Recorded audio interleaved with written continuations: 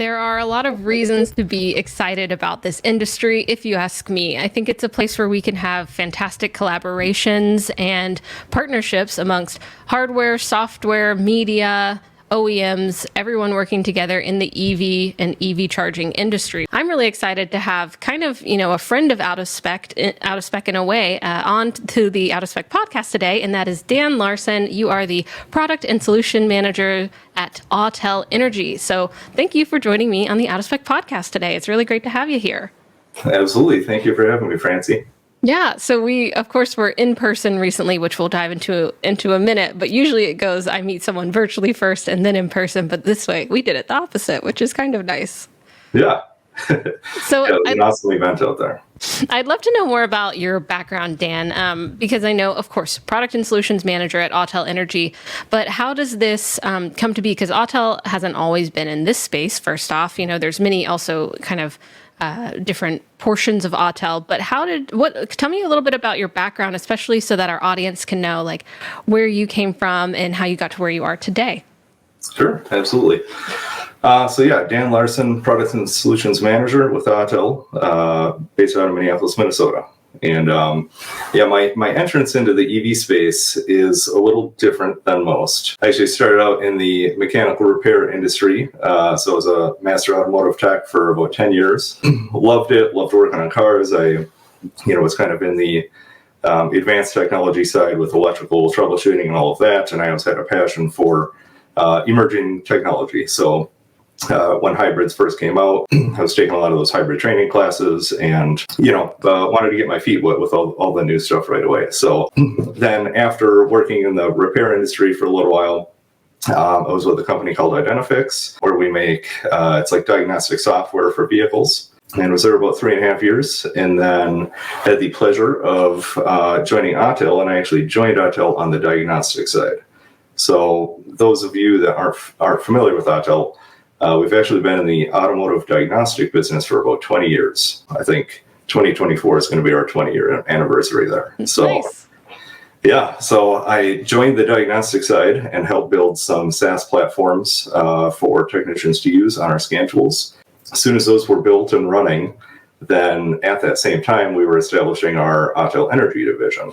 And I knew that was going to be the future that this industry is going. And I jumped ship over to the Autel Energy side, and it's been awesome because I've been able to be a part of not only bringing all these products to market, providing input on all the features, all the just every user experience, all of that as well. But then I've also had the pleasure of being able to contribute a lot of our skills from the automotive diagnostic side and actually build it into our EV chargers, which I think that's one of the key differentiators between us and a lot of the others in the space is our software capabilities and also diagnostic capabilities, and really with the end goal of providing the best user experience and also providing uptime numbers that are actually accurate and hopefully better than everybody else in the industry. Very interesting. I see. I mean, it's kind of a parallel of your background leading to you bringing value and a certain perspective to your role now because you were really hands-on, right, and technical with it. And now, it might be a little bit more big picture, but you have this background that can really lend to that perspective. Would you say that that's the case? Absolutely. Yeah. And, we not only do we have our hardware with our chargers, but we also have put a lot of time into our maintenance back end, it's the software side for doing firmware updates on the chargers, OCPP logs, customization of the user interface, everything all the way down to like different credit card readers on the chargers and the interoperability there as well. So there's a lot of moving components with developing, not only the hardware, but also the software functionality. So it's been really fun to be a part of all of it.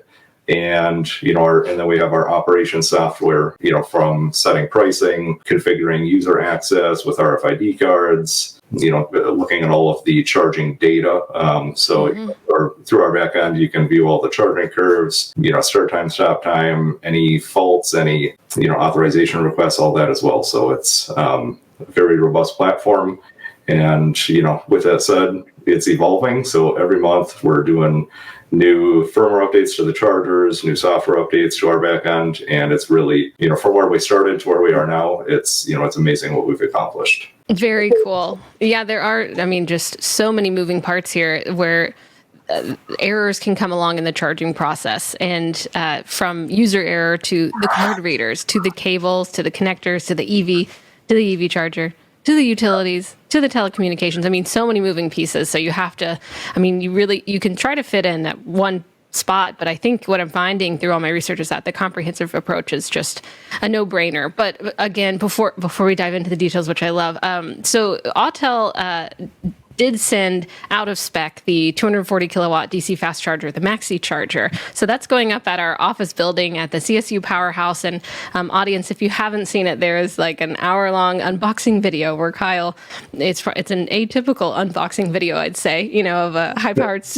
charger rather than a delivery from somewhere or other. But I think that's really cool. And I think also a lot of people are like, is Kyle installing this at his house? But no, it's the Colorado State University Powerhouse. Look it up if you haven't. Really cool office space, but also a lot of cool work going in there. But Autel decided to, kind of not really partner with Out of Spec on this, but to send us a charger. So I'd love for you to speak on why kind of that was important, how this came to be. And Kyle did just say that he had a meeting and there just yesterday with the folks at the office. And so the installation process it's rolling along. So there's an update, by the way.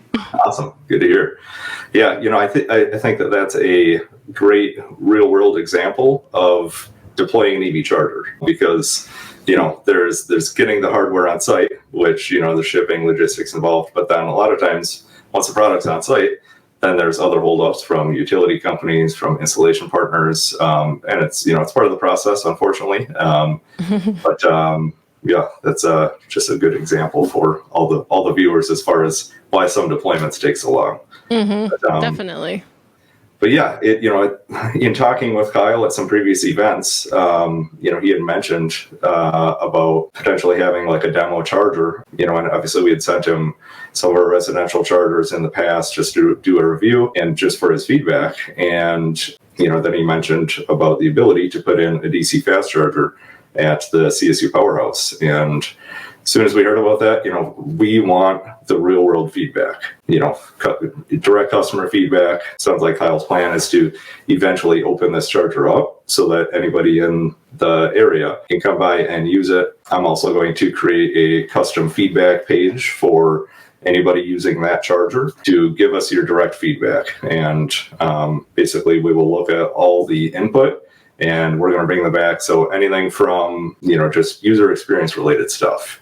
One of the things that we're in works on right now is, if power is being limited for a factor, like let's say you plug in and, yesterday you were on a different brand of charger and you got 130 kilowatts. And then today you plug into the Autel charger and maybe it's only given 110. As the driver, you never know, okay, is it the charger? Is it that my vehicle is not accepting it? From our diagnostics and automotive technology background, we can actually display that data as far as why it's being limited. Because obviously the BMS on the vehicle and the charger are always in communication back and forth, and the charger is only going to ever output what the vehicle will allow it to do. So, if it's being limited by the vehicle due to, let's say, ambient temperature or battery temperature or where the factor is, we're going to be able to display that on the screen just so that drivers know, okay, they don't have to guess anymore. It'll actually be displayed on there. So, things like that, just user experience that the EV industry is, I've compared a lot of times to smartphones when they first came out, where it was early adopters, people that are a little bit tech savvy. And, eventually it had to be foolproof in that anybody can use a smartphone, varying age, varying technical ability. And I feel like we're in that space right now with EV charging, where the early adopters are typically a little more tech savvy and they're willing to figure things out the hard way if they have to. But, we want to have this be, as foolproof as possible and have it be so that, if you're a brand new driver, an experienced driver, or if you're, elderly, it's going to be a simple process to use these chargers because like it or not, EV charging is coming and it's not going away anytime soon. So might as well make the best experience for everybody. That's true. Yeah. In terms of cutting corners, I think it can be kind of easy in this industry to do it, but it doesn't mean that you're offering the best option out there. And yeah, by giving, giving Out of Spec this charger, you're open to the honest feedback that will come back, which is, excuse me, of course, admirable and necessary, right? We've got to face it head on, which I think is just, not brave, but admirable, right? Like Kyle is very experienced. And so to partner with him, I think obviously you're hoping to get some real honest feedback and some real use, like you say, because of course you do your testing on the back end, but to get this real life experience at this station, the things that you're talking about, how do y'all do rollouts? Would you ever at this kind of station, like, okay, this is the Out of Spec station, let's try something here on this station, specifically like a software update or whatever, to see how it works before we roll it out more? Or is that just more, we'll do that in the testing lab? Yeah, when we do have firmware updates, we will oftentimes roll them out to specific chargers first. Obviously, our own, like we've got our new testing lab in Anaheim. So we've got chargers set up there. We obviously do QA and QC testing ourselves before releasing to the public at all. But then we have some key customers that are what I would say active or heavy users of the chargers, and they're also very willing to give feedback. And so when we do have a new firmware version, we will appoint it to those chargers first. Those customers upload it, they do their testing, because obviously, with any testing process, if we created the firmware, a lot of times it's easy for us to overlook or oversee things that, for an end user might be an issue. I feel like that happens with every technology. We like to give it, obviously Kyle's charger, as soon as that's set up and operational, I would imagine Kyle will be more than willing to be on that list of the first trial to get any new firmware and give the honest feedback. And the Out of Spec customers and viewers, I would imagine, are also going to be very willing to do that as well. Yeah, I think that's going to be really fun, like a mini experiment with Autel and Out of Spec. And I know Kyle's eager to get other hardware out there to kind of just have it lined up and see how this industry is advancing right next to each other and compare it. So folks, yeah, stay tuned for, to get it installed, see how that process will go. Of course, it's a small scale, but as Dan was saying, as you were saying, Dan, it takes a good bit to get a charger in the ground. That's why a lot of companies have also gone for the, solar chargers or the battery chargers, where they don't need all that conduit. They don't need to be hooked up to the utility. Like there's a lot of ways to try to circumvent it, but no matter what, it is a big undertaking. So it'll be really cool. And, thanks Autel for collaborating with us on this. And speaking of, all of the offerings that you have, obviously there's a lot of testing that comes into play. And that's actually, where we met was at the Char and Testival. So I'd love to know, this is a huge focus on interoperability, right? But I would love to know why it was important for Autel to be there, and specifically what were your goals at this testing festival? If you haven't heard about it, maybe you can give our audience some insight into it too, and why Autel finds it important. Yeah. So Charin, it's basically it's a nonprofit, and it's a consortium of automotive OEMs, EVC manufacturers, government officials, kind of just all the key players in the industry that, the main goal is to solve interoperability and to make EV charging as seamless and as easy as refueling your vehicle at a gas station. And unfortunately, it's not there yet, but we've got a lot of good people working on making this as easy as possible. And plug and charge is going to be the key thing in the space. And so, like I said, some OEMs have already launched their protocols and it's functional with some brands of chargers. Some brands of chargers don't yet support it, and some OEMs don't support it yet either. So, I think in a year or two, it's going to be fully rolled out across all OEMs with EVs, and it's really going to solve a lot of the headaches within the industry. You think in a year or two? Well, maybe I'm a little optimistic there, but there's, like at the event, we were testing the 15118-2 and -3 protocols, and we passed all the tests. Let's see, we met the target battery voltage for all the vehicles very quickly. There's kind of a whole list of different tests that you do between the charger and the vehicle. And during the event, there's kind of test PKIs that are uploaded not only on the vehicle side, but on the charger side. So a lot of times there's, you got to upload different firmware, and this is just for the testing at the event. This isn't what happens in the real world industry, but we're testing different things at this event. So there's one thing we ran into a snag on the first day, and then by the second day we had that resolved on those test firmwares. And by the end of it, everything, we were able to pass every test with the OEMs that we were testing with. So it was a very successful event. This is our third Charin event that we've been to.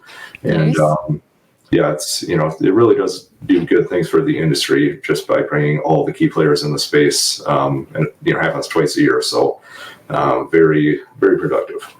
Yeah, I would say so. That I think for most of the people I was talking to, they were like, "Yeah, the best part about this is figuring out where the bugs are, and then having kind of everyone there, the team there, but also other people in the space to work with to kind of figure out, okay, a bug comes up here, let's fix it." So, were there any big key takeaways that you took from this Charin event?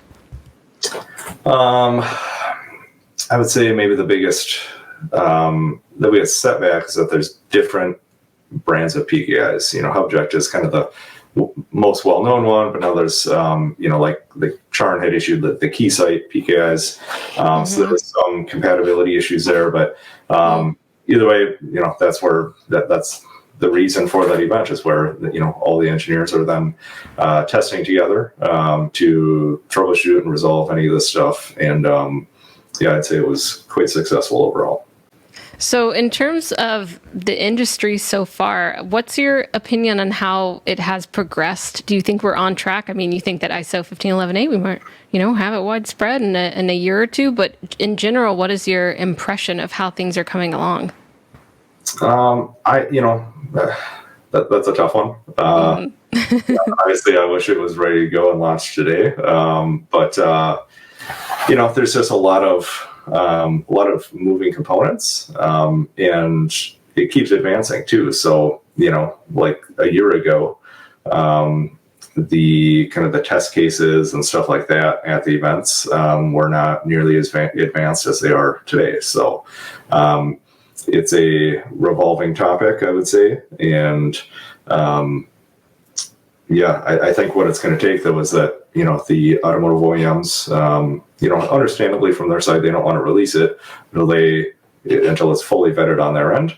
But once that does happen, I think most charger manufacturers are ready for it now, us being one of them. So as soon as it's available on the OEM side, it's basically we just have to push a firmware version to the chargers that includes that protocol for that brand of vehicle or that model.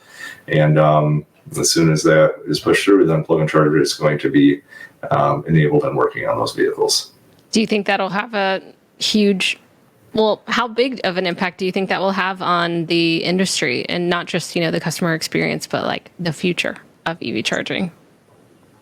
I think it's going to reduce or eliminate a lot of the negative experiences from new EV drivers.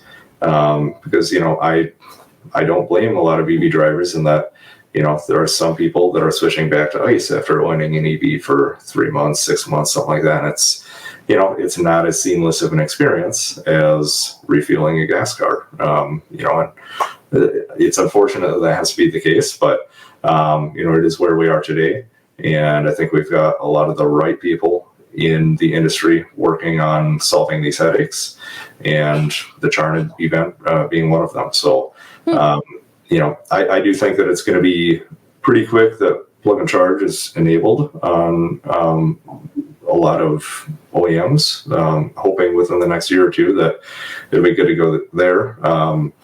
And, at the event, there were some people already testing the ISO 15118-20 protocol, which is for bidirectional charging. V2X is or V2L, V2G, whatever you want to call it.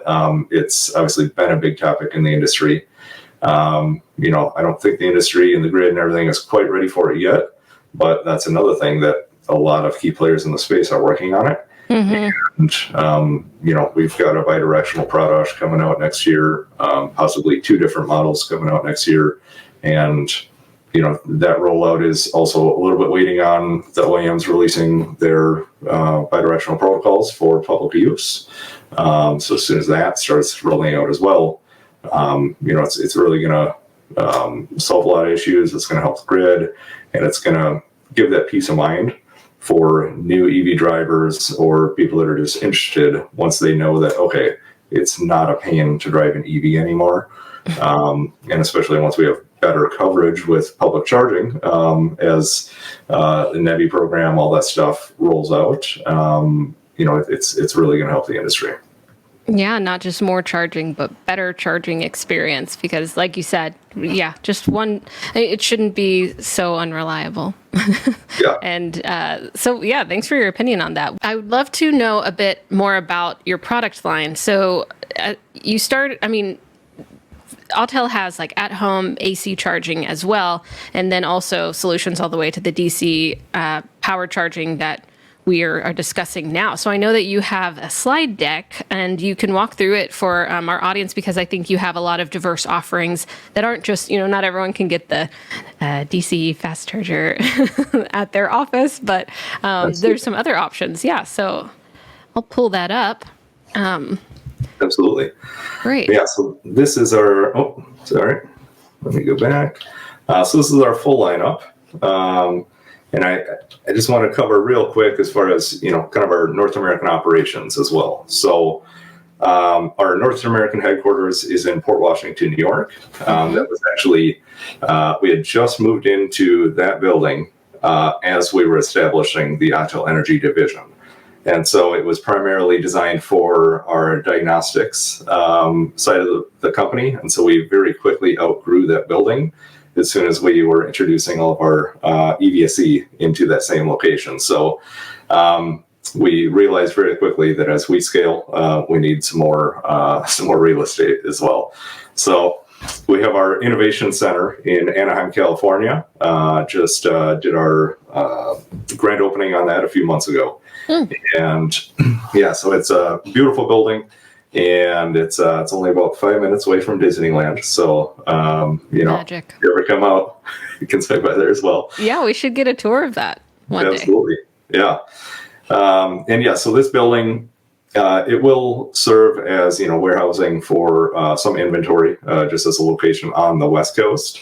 But the primary use for it is interoperability testing. So we're working with the R&D departments from, automotive OEMs, CPOs, all kinds of customers. And inside this building, we have quite a bit of power available. And so we have, one of every product hooked up and operational in there.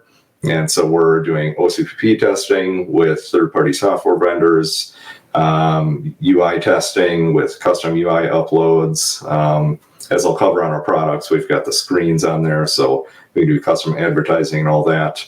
And then, new firmware versions, and also just kind of acting as a product showcase for anybody interested that's on the West Coast that wants to come take a look. So, Awesome.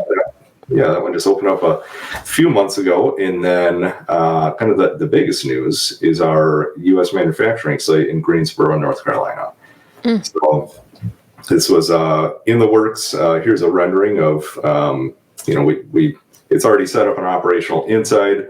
We're building out the outside kind of appearance, and it's going to act as a demo showcase with chargers in the parking lot. So the public in the area can swing by and use our chargers. And it's very large, 200,000 square feet. And we've used, we've moved all inventory for the US to that location now. And all of our NEVI and BABA compliant products will be produced out of this initially. So we're obviously going our DC fast and then our DC high power chargers will be produced out of there first. And then we will be making US made versions of our DC compact and all of our AC products as well. Very cool. Yeah. All over. Absolutely.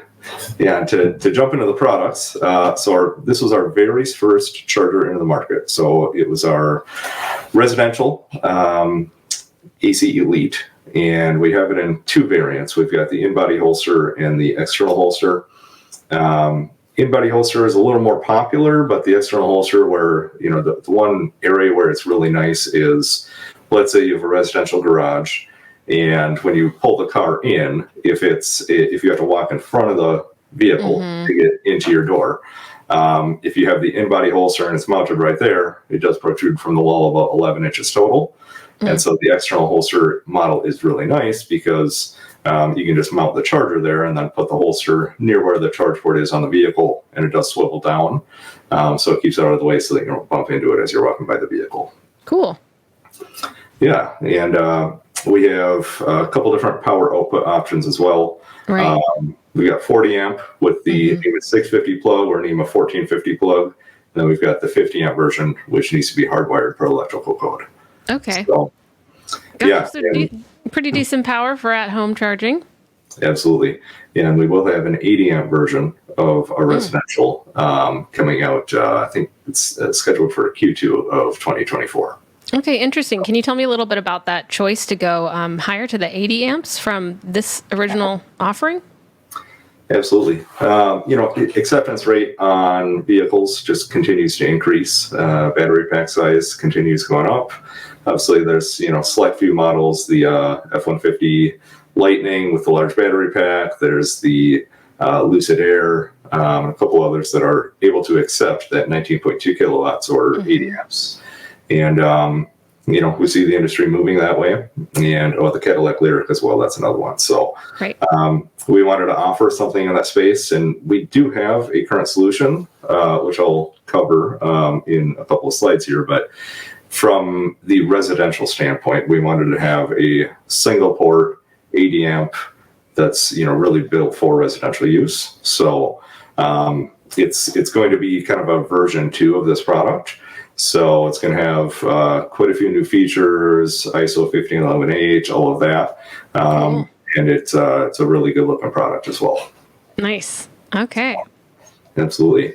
So yeah, a residential, it's been selling quite well, very, very competitive on price point. And, really the hardware has been bulletproof on these. We had an initial issue with the cables. It wasn't really an issue, but it was just that in cold climates, the cable was too stiff in the wintertime.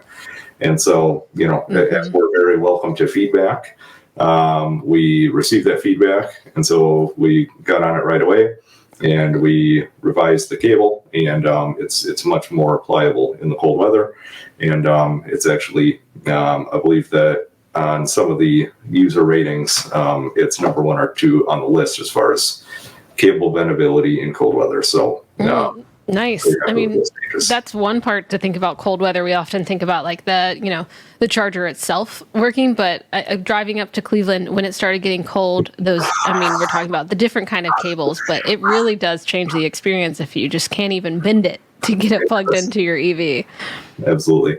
Yeah, and I'm in Minnesota, so I've been doing testing as well, and so I'll put my home charger. I'll put that outside in the cold winter months, which are approaching now. So yeah, right. Yeah, if you're in your cold garage. So when you talk about improving this kind of aspect of the charger with the cables, was it seeking a new manufacturer, or just like altering? What exactly did you do to kind of help with that solution? It was a new manufacturer. So. Gotcha. So yeah, we had a couple on the list, and the initial testing with the original cable, all of the reliability, durability, and everything with the initial cable was perfect. But then just that cold weather testing wasn't quite ideal. So we're obviously very selective when it comes to cable suppliers. So we selected a new supplier relatively quickly after going through some testing, and received a lot of good feedback for it. Nice. Cool. Absolutely. So you've got some residential and then more residential options as well? Well, this is our primary residential offering. Okay. The 40 amp and 50 amp variants, 2 different in-body and external holster. And then our next product, this was our first commercial product into the market. 50 amps total output, and you'll see it looks similar to a residential product, but it adds the 5-inch touchscreen, which enables revenue collection. A driver would come up. There's the screen is customizable, so you can have think of it as a screensaver on your computer. So as the owner of this charger, you can put your own logo. You can use it as messaging to drivers, advertising of your own brand. And then as somebody comes up and touches the screen, then there's a QR code displayed, and they will scan that QR code using the Autel Charge phone app, and see the rates for the charger. Autel does not control the rates at all. It's up to the station owner or operator to set those rates as far as connection fees, energy-based fees, or idle fees. And then this one also adds 4G connectivity, because obviously commercial chargers are oftentimes out in parking lots and there's no Wi-Fi available, and sometimes Ethernet is an afterthought. So 4G is, obviously most commercial chargers, I'd say about 50% of them out there are operating on 4G connectivity. So cool. We have those options, and a lot of really good feedback from this one in the market as well. And, very reliable and durable, and the price point is very competitive on these as well. Interesting. So do you have a number on that you can tell us now? MSRP on these is $989. Okay. And it has this same 50 amp, 12 kilowatt charging power as the residential one, right? So is mostly what's different? Is it kind of the same, but you add on the screen? You might change the design a little bit so that it's, not in a garage, but it's rather out in a parking lot. But otherwise, is it mostly the same? Yeah, the hardware is very similar internally, but this commercial one also opens up the ability for OCPP control. So you can control this, using any third-party OCPP software. Obviously, Autel has its own software platform available as well, and a lot of flexibility with this one. Very cool. Yeah. Of course, when you talk about that 4G, telecommunications has been, a part of the reliability discussion as well. But like you said, sometimes you don't have Wi-Fi, you don't have the Ethernet. So that's what you have to rely on if you're going to take payment. So does Autel have any initiatives to make sure that reliability is, sometimes it's out of your hands, but mitigated as much as you can on your side of things? Absolutely. Yeah, we've done a lot of testing with different, SIM card providers. We use a very good quality 4G module, which within the chargers, and then test each SIM provider with our module to make sure that it provides the best connectivity as possible. With that said, our current SIM card supplier is great connectivity. Prices are a little bit high, and we obviously want to get pricing down. And so there's a new supplier that we're going to be rolling out with, and it's a really good solution because it's carrier agnostic, and so you can actually load all 3 U.S. carrier native profiles on the same SIM card. So think of it as that, if it's, let's say maybe Verizon is the best signal in this area, and then Verizon has some network congestion, or the tower goes down, they have outage of some form.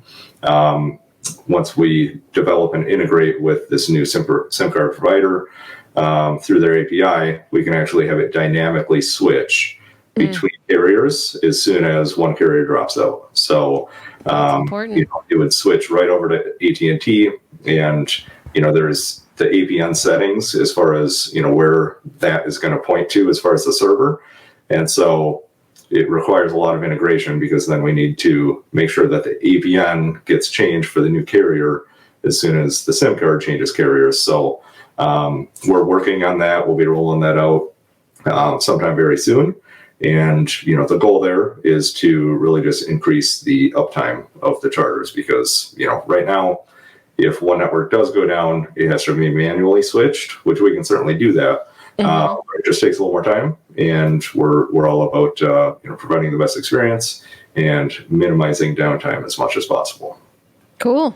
Yeah, sounds like pretty essential, because if it's out of your hands, what's the best that you can do on your side of things? And it's like, find out whatever else is working and go to that, so no one's stranded. Yeah, absolutely. So next product, this is our AC Ultra, and this one is it's been doing really well. So Okay.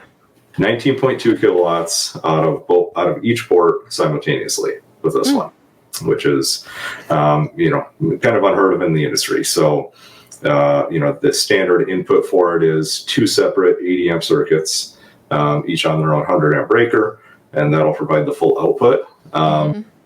Now, we also took into consideration that a lot of times there might be panel limitations to where, there just isn't room to put two separate 240 circuits on 100 amp breakers. And so we've got some solutions there. You can run a single 240 input to the charger on a single 100 amp breaker, supplying 80 amps total to the charger. So then if one vehicle plugs in, it'll receive the full 80 amps. If a second vehicle plugs in, then it would split 40 and 40 between the two ports. So Okay. we also have internal dip switches on all of our AC chargers. So there's 9 different settings. So if you have, let's say there was previous wiring ran, and maybe you're ripping out, a charger that's 32 amps, and you're putting this in its place, but maybe you don't want to rip up the concrete and run larger gauge wiring, that type of thing. So you can actually dial the dip switch down to 32 amps if needed. That way you can still use the charger. It's just not going to be putting out its full capability at that point, but it'll be reflected on screen as far as what the current output is for the charger at this time. Great. So not the max abilities, but what it's actually able to do. Exactly. Again, that important communication on the customer user inside of things, because I think it can come along sometimes when, you are told that you're going to be able to receive a certain kilowatts and you don't. And there's a bit of confusion there. Yeah. Well, and, acceptance rate, the average in the industry is still in that like 11, 12 kilowatts range, acceptance rate through AC charging. And so, that's just another part of the driver education that we're going to be focusing on a lot, is that, a lot of people see, okay, the charger is a 19.2 kilowatt charger, but I plugged my vehicle in and I'm only getting 11 kilowatts. There must be something wrong with the charger. Right. There's that education aspect where, no, it's actually that the onboard charger on your model vehicle can only accept 11 kilowatts. And, the charger always has to listen to the vehicle, for safety reasons. So if the vehicle says it can only take 11 kilowatts and it's only capable of that, then that's all the charger can put out. So, so there's just that education aspect that, on screen during the session, we've got, a help feature, and we're going to be building more content into there. And, you can custom things as far as, like with this, it's ISO 15118 compatible. So when you're plugged in, the charger knows what kind of vehicle it is that it's charging. And so we can actually curate that content on screen as far as your vehicle. Here's the specs for your vehicle. Here's what it's telling the charger that it can accept right now. And it's really just going to help solve a lot of those mysteries by new drivers. They plug in and they're like, okay, it's a totally different experience depending on what brand of charger I go to. And, sometimes the identical charger in 2 different locations, they get a totally different experience too. That's true. And we just want to help provide the information as far as why that experience is a little bit different at each location. Right, because you kind of just get this one opportunity, this one touch point with customers charging at your stations. It's not necessarily that they're, they're pulling up and they're interacting with an Autel charger. So do y'all see that it was really the biggest chance to educate customers, because they're not necessarily your customer. They might be at, a shopping mall or wherever it is that these chargers are. So is that the number one spot where you're looking to push forward this information sharing? Well, no, I mean, we've got a lot of plans in store. So we'll have online content available. We will have app related content. So within our app, if you start a session, you can view that content in the app or obviously on the screen of the charger too. So we're more than open to input from Out of Spec viewers on additional just driver education related content that we can add in there. Because, yeah, I mean, we've kind of got an internal think tank, I'll say, as far as that, but, we're also users of our chargers. So sometimes it's a little bit biased information, or, feedback that we're providing to ourselves. So we're always open to real world feedback, from first time users or experienced users as well. Cool. If I pulled up and I wanted to charge here, would I have to have the Autel app, or could I tap to pay? You can tap to pay. So we have the optional credit card reader. So not every one of these is equipped with it. There's, as you probably know, there's certain rebate and incentive programs in different areas that require credit card readers, and some CPOs want the credit card readers just so that people don't have to download the app. So our credit card reader option that we have currently is, tap to pay compatible, and the chargers themselves are RFID compatible as well. So if it's a OCPP customer, for example, they might have their own RFID cards. We have our own as well, and you can just program those for use at the chargers. And that way you don't have to scan the QR code or do anything. You just tap the RFID card and it's going to start that session. Nice. And probably most ideally of an experience is that I am using plug-in charge. Well, actually, with plug-in charge, ISO 15118, that actually bypasses the need for apps, credit card readers, anything like that. So that's, the charging event that we were at, where we met up, that is really what that's trying to solve. And that as soon as that is fully rolled out, that's going to do so much for the industry and so much for the driver experience. And those viewers that aren't familiar with it, it's going to be that the charger reads the MAC ID on the vehicle. Every vehicle has a different MAC ID, and then there's an external platform. The biggest well-known one is called Hubject, and basically you would set up, as a driver, you're going to set up your account with your payment information, and so basically it communicates with Hubject. Hubject is going to authorize a session, and therefore it's going to be seamless. So you just pull up to a charger, you plug in, and if you already know what the rates are for that charger on the screen, then you don't have to approve anything or anything like that. It's just going to start that charging session, and then it would bill from your card that's linked to your account. So that is going to do a lot for the industry. A lot of the OEMs are still finalizing their protocols on it. So if you have it, a lot don't. And a lot of chargers don't support it either, especially legacy chargers that have been, maybe deployed already for three years, 5 years, anything like that. Plug-in charge didn't exist back then. So it's really going to be huge for the user experience. It really is. Just pull up, plug in, and you're charging. Yeah, and just to wrap up on this one, so we have a lot of configuration options. As you see, this one here, this would be floor mounted with the steel pedestal with cable management. We've got a couple different cable length options, 18 foot and 25 foot. And the cable management is a nice weighted cable and pulley style. So, cables aren't breaking. It's a very robust design, unlike a lot of other string-based cable managements that are out there. And then, as you see here in the middle, that would be like a wall-mounted cable management with the charger body mounted there. And then we've got some other options that are a little less popular, but if you want to do it without cable management for cost savings, space savings, that type of thing, and we've got some other solutions as well. And next up, so this is our DC Compact, and this one, we knew it was going to be popular. We just didn't understand exactly how popular it was going to be, because it's really serving a sweet spot in the industry. Nice. Tell me about that. So 40 kilowatts total output. It'll do 40 kilowatts to one vehicle or 20 kilowatts to each port simultaneously. And this is really popular with, just think of anywhere that people are going to be on site for about 3 hours or less. That's where this is ideal. So restaurants, shopping malls, it takes up a very small footprint as well. So, you can put it at the curb level, on the sidewalk in front of a restaurant. It's got 21.5-inch screen for advertising, showing the daily special at the restaurant, anything like that. Nice.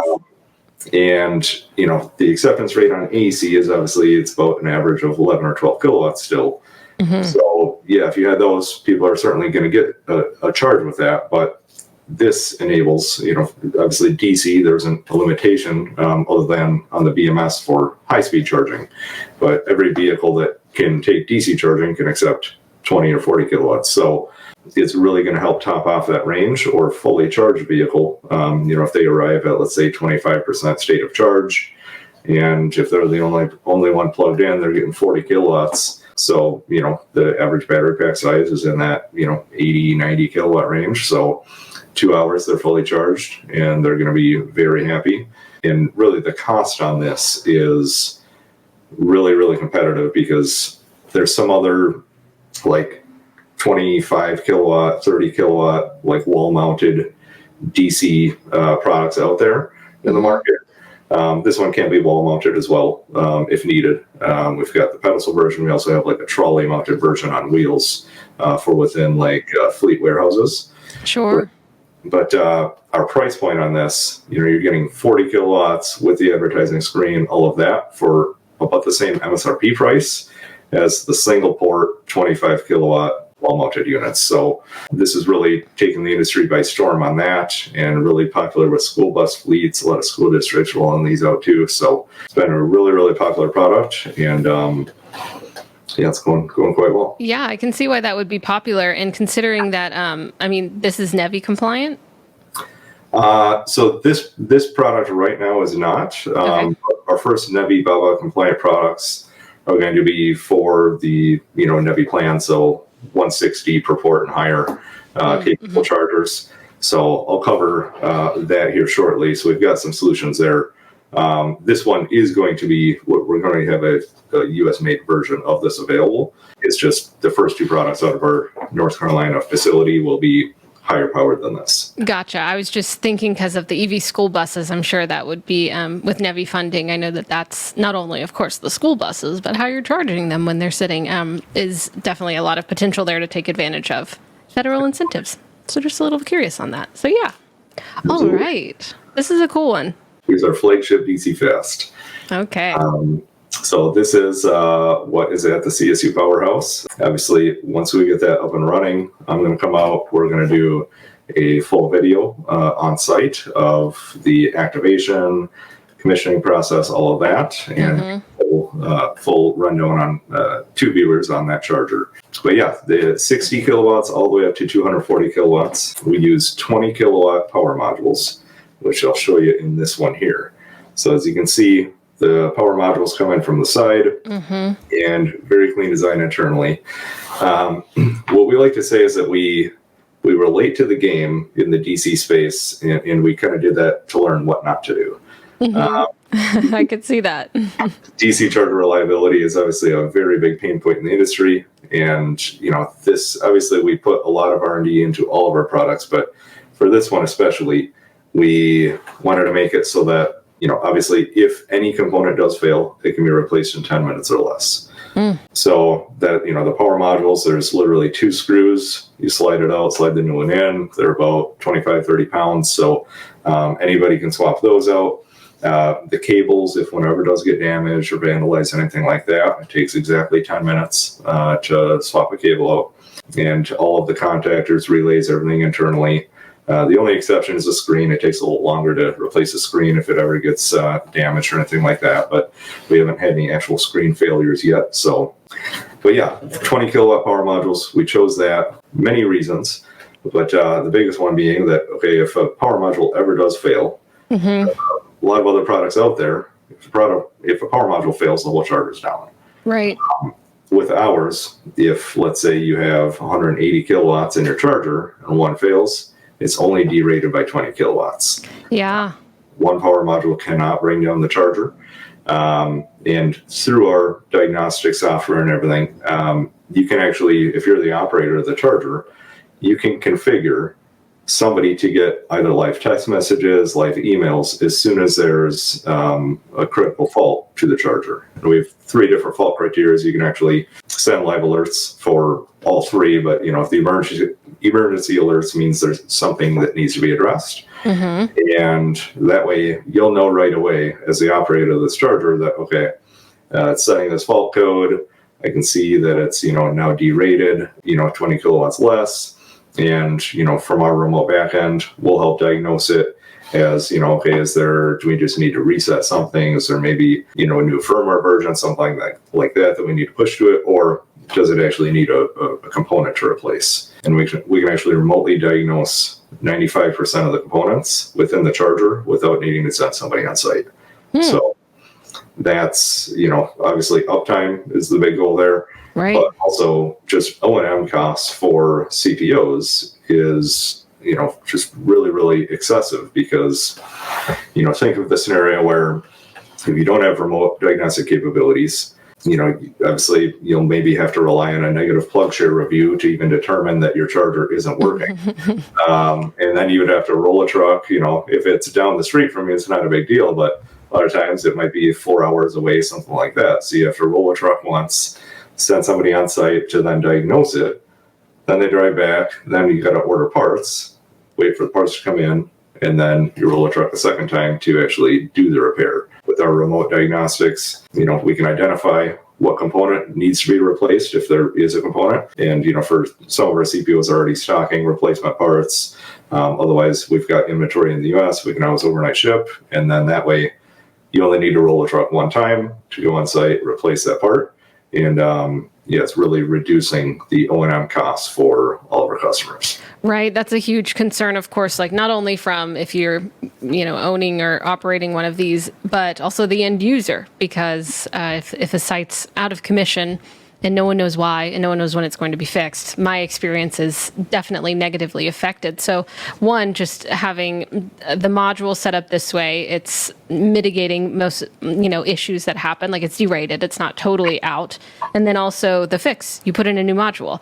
So on the back end, that diagnostics is super important. And I'm sure it requires a lot of, not just throwing in error code, but knowing what is actually happening so you're able to see what's happening in the charger. You can tell the operator and dispatch someone if needed. So it seems like immediately if something's wrong, or tell me, immediately if something's wrong with this kind of station, are you made aware, I'm made aware, like that? And then does that happen right away? Or does it take some sort of start? Yeah, no, it's live. The only exception is if it loses internet connectivity, then obviously it's not connected to our cloud. So Sure. That's the one variable that we can't control. Okay. So, we always try and create redundancy with connections. So, we always tell users, okay, if you have the ability to put Wi-Fi at the site, or, if they're on the site build-out phase where they're speccing everything in, we always recommend to put in Ethernet, for example. But in the scenario where maybe there's only 4G as an option, then if it does lose internet connectivity, that's the only exception to the rule, to where then we've got to get the connectivity back up before we can diagnose why it lost connection. But even with our current SIM provider, we can do remote resets of the SIM cards, which oftentimes, if it's an issue on the SIM carrier side, doing that reset will then bring the charger back online. Okay. And for that diagnostics on the back end, is it, some actual person has to look at what's going on to diagnose it? Or is it more of, the program that's doing that so that we can figure out what's wrong? Basically, I'm trying to get to how quickly does it happen? Something goes wrong, you get the error codes, someone figures out what's wrong, lets me know, finds out the solution. Yeah, so right now it's the CPO or the owner of the site that's going to get those live notifications. And the reason we did that is that a lot of times, maybe they're working on the site and they just shut off power to the chargers. We don't want to overload our team with needing to respond to all those when it was actually something that happened on purpose because there's maintenance being done, something like that. So the operator will get those live notifications, and then that way, if there is something that they need our assistance on, if it's something that wasn't caused by the site or power outage, something like that, then they'll reach out to us, more or less create a ticket, and then we will jump in. We'll look at all the logs, all the data, and get to diagnosing it. So it's always very quick turnaround time. 24 hours or less for sure, but especially if it's normal daytime hours, it's going to be within an hour or two. We're already on top of it, and if it's something we can remedy remotely, then it's back up and running very quickly, and nobody actually needed to go on site in those scenarios. Okay, cool. And something that, we'll look at the other high power option you have, but is this the only piece of the hardware, or is there a cabinet as well? This is the dispenser, right? Yeah, so this is our all-in-one design. So cool. Everything is contained here. And yeah, it's, air-cooled modules, and that, with a max output of 240 kilowatts, we do have two different cable version options. So if you're building at, let's say, 60 to 120 kilowatts, you can go with our smaller 200 amp cables. But as soon as you get 140 to 240 kilowatts, then it needs to be equipped with our CCS boost cables, which are 400 amp peak and 300 amp continuous output. So you have selected suppliers for those. Can you say who supplies your cables for these units? REMA is our current supplier. So Gotcha. we've been very happy. Air-cooled cables, it's great for up to 240 for sure. And, liquid cooling, as great as it is for bragging rights and charging rates and all of that, it really adds a lot to the hardware cost. And it would really cause the cost of this component of this charger to be kind of priced out of the market. And so for this version, we're sticking with air-cooled everything on these. We've got 5 puller fans on the left-hand side door, the one door you can't see, but it's constantly pulling air. There's a filter on each side door, and it's constantly pulling air through there. And then the screens, we have cooling built into the screens for when in hot climates, and we have heating built into the screens for in cold climates. And then, the screen durability, that's, a lot of people ask about that. It's a large screen and they're worried about, rocks getting kicked up from vehicles, anything like that. But we've been making, well, you can actually see one behind me on the shelf, diagnostic repair tablets that survive the elements of repair shops. Nice. So imagine, an iPad or something in a repair shop, it's getting dropped and kicked and fluid spilled on it and all of that. So we really perfected the durability of our screens, and all of this stuff is made in-house. And so we took that same experience from our tablets and we built it into the screens on these. So IK10 rated, so you can drop a bowling ball on the screen, it's not going to break. We really haven't had any issues with our screens or our power modules yet. Doing quite well. Well, fingers crossed there that stays true. Absolutely. Yeah. And last but not least, this is our DC high power. So this one has been, in development for a while, because we wanted to do it right. And we've got a couple, so it's going to be using 40 kilowatt power modules. We'll have air cooled and liquid cooled power modules as an option. And 320, 480, or 640 kilowatt output. So this one is, ideal for fleet charging, interstate heavy use charging, obviously NEVI related programs, because it's got to be 600 kilowatt per site or 150 per port. And so our 640 version of this, obviously is going to supply that. We also have some people bidding out 2 sets of our 320 kilowatts with the dual dispensers for each 320 kilowatt cabinet. And that way it allows for the future expandability, because that's also one of the requirements for NEVI is, upgradable in the future. So, it's very quick and easy to add to, our DC fast or this if, you do want to increase the output. Let's say, on our DC fast, for example, if you build it initially at 140 kilowatts, and then at a later time you want to, maybe there was a transformer limitation from the utility company, so you had to do 140 to begin with, and then due to transformer shortages, maybe it's a year out on upgrading that, and then they finally do upgrade it, and now you want to go to the full 240. You don't have to replace the charger at that point. It's just a matter of there's an upgrade kit with however many power modules you need. You got to relabel the charger as far as the sticker on the side for output, and then there's some different firmware we got to upload to it, but it's very quick and easy to upgrade these out in the field. Very cool. Yeah, I mean, retrofitting has definitely been something that has to happen in the industry because of the early players in the game that were putting in slow chargers, old equipment that is now a little bit outdated. And so I think personally, if you're not future proofing like crazy, you must be living under a rock, because this stuff changes so much. In terms of regulation, you're seeing it right there. You have to be able to upgrade, not retrofit, but upgrade and improve on what's already there. So not put in something that's going to become obsolete in, a short time. So it's a pretty cool, easy, easy, quote unquote, upgrade system there. So these really go to that high power charging, 640 kilowatts. That's pretty crazy. Absolutely. Yeah. And, that would be, you would need our liquid cooled cables for that. But yeah, our air cooled cables as well. You could do 4 of those, 2 per dispenser. And you'd still be able to get, 400 amp peak, 300 amp continuous out of each cable, which is still quite fast charging rates for most vehicles on the road today. So a lot of options with that, cable management and everything. It's not even optional on this. It's just built into each dispenser.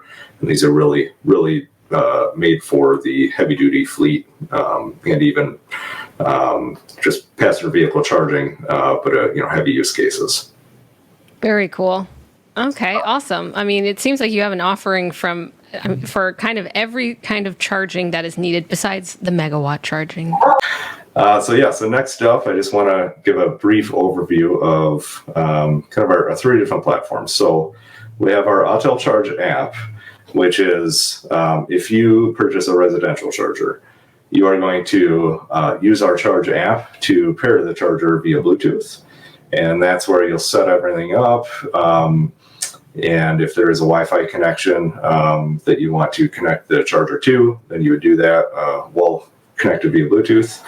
And you can input like your utility rate cost and all of that, so you can track how much it's costing you to actually charge your vehicle at home. We also have user access. You can grant access to friends or family.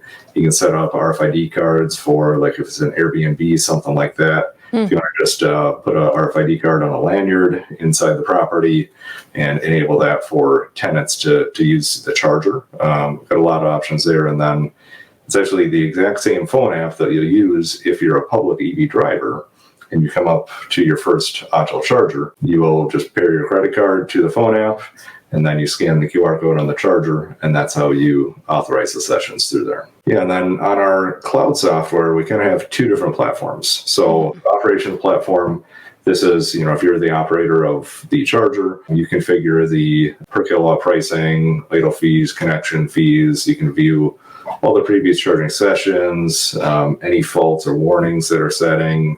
It's a really robust platform. Typically a full demo on that takes about an hour, so I know we probably don't have time to get into that today. But our maintenance platform, that's really what is setting us apart from a lot of other players in the space. And this is firmware updates, any customization of the charger, so pushing the different UI versions onto the screen, configuring everything down to like the pre-authorization pricing for the credit card readers. You can do all that through here.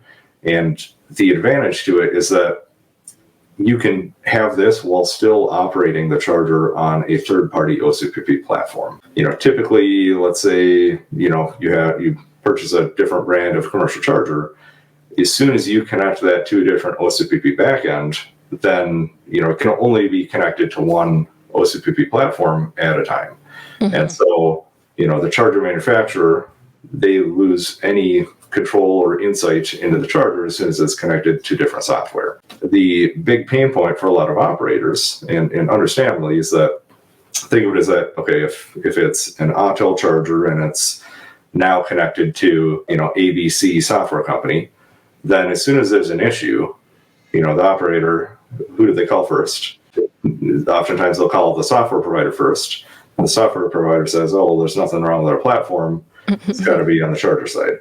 On the charger side, if we don't have insight into the operations of the charger, or we're not even connected to it, then we can't really help with diagnosis either. So unfortunately for operators, it ends up being like a finger pointing game between the hardware and the software provider. So to remedy that, our chargers support dual OCPP. So you can be connected to any third-party software and still be connected to our maintenance backend, which enables you to, that way we can still do all of our remote diagnostics. The standard, like the OCPP 1.6J, it only supports like 26 different trouble codes that can potentially set.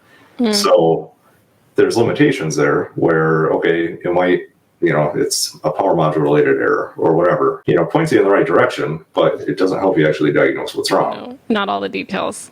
Yeah, and so with our backend, we've I think it's 356 different trouble codes depending on the component. So that's what really sets us apart as far as the diagnostic capabilities, and able to get in there and help remedy the situation. And if with our dual OCPP through our maintenance platform, we can still get in. You don't have to disconnect it from the other software platform in order for us to do anything. We can still get in on the back end, help remedy the situation without actually messing up any of the operations or configuration of the charger.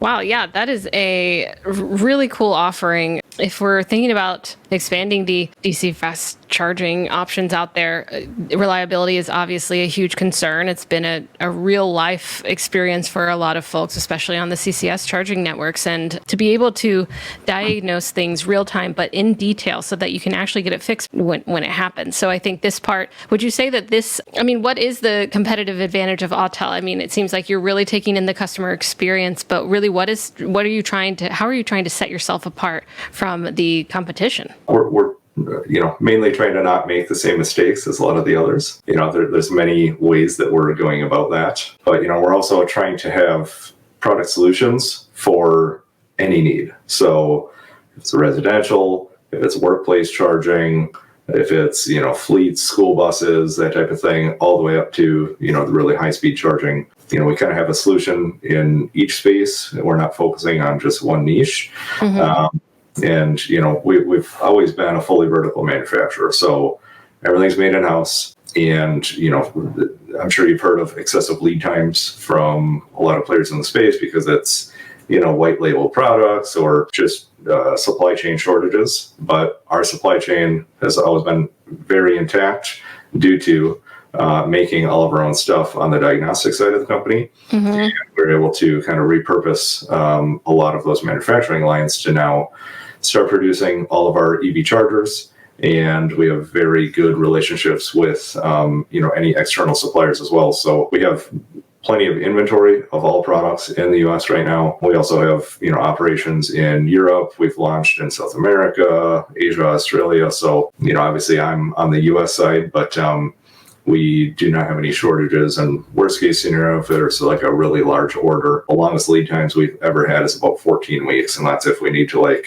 start mass producing a bunch of a product like today. It'll be basically on site within 14 weeks, which is not too bad when it comes to long lead times. Yeah, I would say so. What can we expect from Autel in the future? I know you spoke a little bit when we were in person about UL certification. Are there any other projects that we should keep our eye out for? Our DC high power, the UL certification on that is scheduled to be completed literally mid-December here. So today's December 5th. Soon. So a week or two that obviously we can't legally ship or sell a product until that certification is complete. We do have, many pending orders on that as well, already waiting. So, once we're able to start shipping those and those start popping up, it's that's going to be a really popular product. We're going to be releasing a couple of new things at CES this year. Anybody watching wants to come to Vegas, January 9th to the 12th, I believe, are the dates at CES. It's like the second week of January, yeah. Yeah, so we'll have a nice big booth there, so keep your eyes out for that.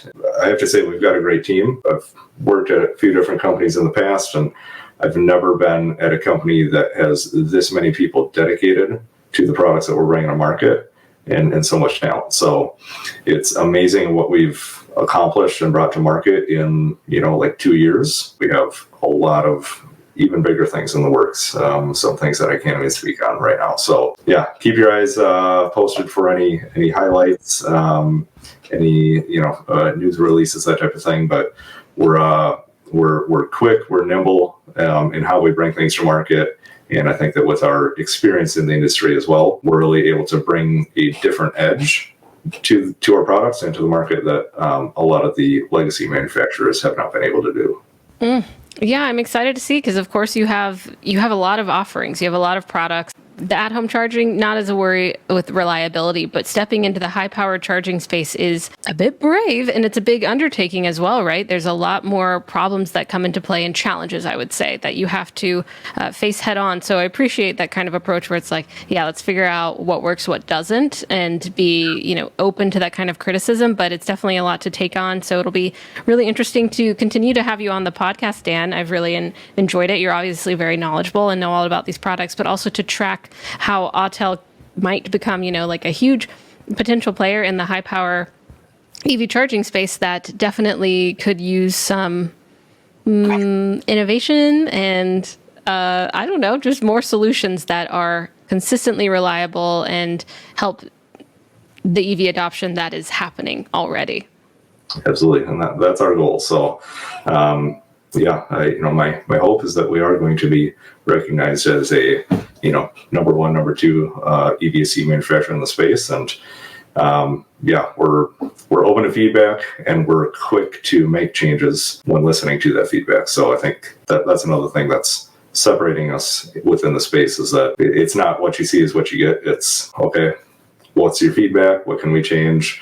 When can we accomplish it? And, we listen to our customers. Great. I mean, I really do like that approach, and I'm sure our audience will have tons of questions in the comments. So we can, if you have any questions for Dan, let us know, or other topics that would be interesting to cover, however it relates to Autel Energy and your offerings, because obviously it's pretty cool. And of course, we'll track the installation and eventually commissioning, energization of the charger at the powerhouse, the Out of Spec charger from Autel. So thank you, Dan, so much for coming on and telling us all about Autel products, your opinions in the market. I think you have an interesting perspective. So thank you. Absolutely. Thank you so much for having me. Yeah. And everyone, thank you for tuning into the Out of Spec podcast. Hope you're having a great day. Hope you enjoyed this content. Definitely let us know. We will see you next time on the Out of Spec podcast.